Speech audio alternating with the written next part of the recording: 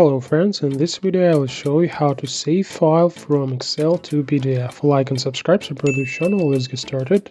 For example, you need to save such a table in PDF format. When configuring an Excel file, various options are available before saving it.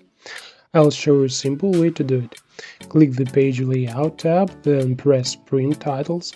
This option configures the Excel document for both printing and saving in any other format. This is how the default Excel file page looks like. If you select the Grid Lines checkbox, the document will look like this. If you choose black and white, like this.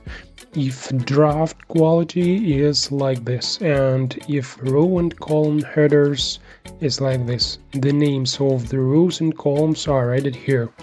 You can select everything at once and now click OK. And to conveniently configure what will be shown on the page, select the View tab and then Page Layout. And here we adjust the border of printing a PDF document vertically and horizontally, as we always do in Word documents. Move the mouse cursor here and drag the edge of the ruler to the left or right. Do the same vertically. This is how the PDF page of our document will look like. Click Normal.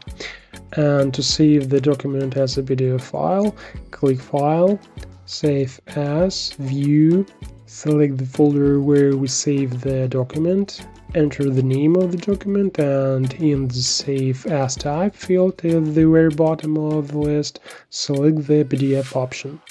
Click Save, and that's how the Excel file is converted to PDF format.